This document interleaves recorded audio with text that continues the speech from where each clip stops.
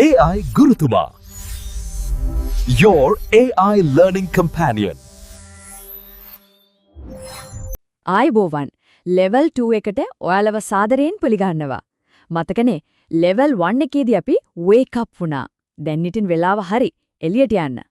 ඔව් ලෙවල් 1 එකේදී ඇහැරුණා. නෑන් තමයි එළියට බහින වෙලාව. අද අපි ඉගෙන ගන්න බස් එකේ යනකොට අනිවාර්යෙන්ම ඕන වෙන හරිම සරල වචන ටිකක්.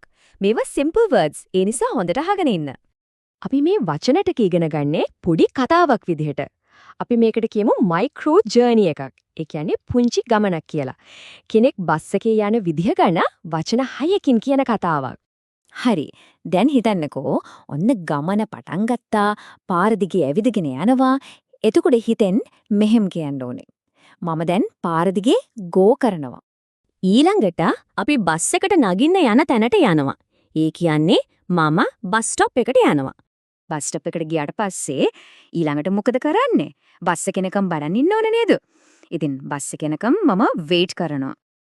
අන්න බස් එක ආවා. දැන් අපි ඉක්මනට බස් එකට නගිනවා. එතකොට මෙහෙමයි කියන්නේ බස් එක ආවා මම බස් එකට get on වේවා. බස් එකට නැග ගමන්ම කරන්න ඕන දෙයක් තියෙනවා. ඒ තමයි කොන්දොස්තරයෙන් ටිකට් එකක් ගන්න එක. මම කන්ඩක්ටර්ගෙන් ටිකට් එකක් ගන්නවා. හරි. දැන් බහින්න ඕන තැනට ආවා ගමන ඉවරයි. මගේ ගම ආවා මම බස් එකෙන් get off වෙනවා. හරි. අර කතාව ක්ලියර් නේද? දැන් අපි බලමු ඒ කතාවේ අපි පාවිච්චි කරපු action words ටික. ඒ කියන්නේ ක්‍රියාපද ටික ආයෙසරයක් මතක් කරගමු. ඔන්න බලන්න මේ තියෙන්නේ අපි ඉගෙන ගත්ත ප්‍රධාන වචන 4. go ඒ කියන්නේ යනවා, wait බලන්න ඉන්නවා, get on ඒ කියන්නේ නගිනවා සහ get off ඒ කියන්නේ බහිනවා. මෙතනදී විශේෂයෙන්ම මතක තියාගන්න ඕන දෙයක් තමයි get on සහ get off කියන වචන දෙක. මේ දෙකේ තේරුම් දෙක සම්පූර්ණයෙන්ම අනිත් පැත්ත. බස් එකකට, කෝච් එකකට නැත්නම් ප්ලේන් එකකට නගිනකොට අපි කියනවා get on කියලා. ඒ වගේම ඒ වයින් බහිනකොට අපි කියනවා get off කියලා. go කියන්නේ හරිම සිම්පල් වචනයක්. එක තැනකින් තව තැනකට යන එකට තමයි මේක පාවිච්චි කරන්නේ. උදාහරණයක් විදියට මම ඔෆිස් එකට go කරනවා. wait කියන්නේ මොකක් හරි දෙයක් වෙනකල් එක තැනක රැඳී ඉන්න එකට.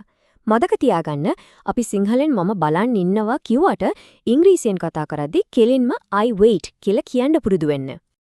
හරි. වචන ටික ඉගෙන ගත්තා. දැන් තමයි වැදගත්ම දෙයට එන්නේ. මේවා ඇත්ත ජීවිතේදී පාවිච්චි කරන්න පුරුදු වෙන එක. අද දවස ඇතුළත කොහේ හරි එළියට යනවා නම් කරන දේවල් ගැන මේ විදිහට හිතන්න. බස් ස්ටොප් එකට ඇවිදගෙන යද්දී හිතෙන් කියන්න මම දැන් බස් ස්ටොප් එකට ගෝ කරනවා. බස් එක එනකල් බලන් ඉන්නකොට හිතන්න මම දැන් වේට් කරනවා කියලා. වැදගත්ම දේ තමයි ලැජ්ජ වෙන්න එපා. කටහඬ නගලා කියන්න ඕනේ හිතෙන් කියන්න. මේ පුහුණුව තමයි ඔයාගේ කොන්ෆිඩන්ස් එක ගොඩනගන්නේ. අපේ අද ගමන දැන් අවසානයේට ළඟා වෙලා තියෙන්නේ. අපි අද බස් ගමනකදී ඕන වෙන සරලම සහ වැදගත්ම වචන ටික ඉගෙන ගත්තා. නියමයි. ඔන්න ලෙවල් 2 සාර්ථකව අවසන් කළා. දැන් ඉතින් එළියට බහින්න ඕන වචන ටික දන්නවා. ඉතින් ලෙවල් 3 එකට ලෑස්තිද? ලෙවල් 3 දී අපි ඔෆිස් එකට යමු. ඔෆිස් එකේ වැඩ කරන්න හැටි ගැන කතා කරන්න ඉගෙන ගමු. එහෙනම් ඊළඟ පාඩමෙන් හමු වෙමු. subscribe කරන්න අමතක කරන්න එපා.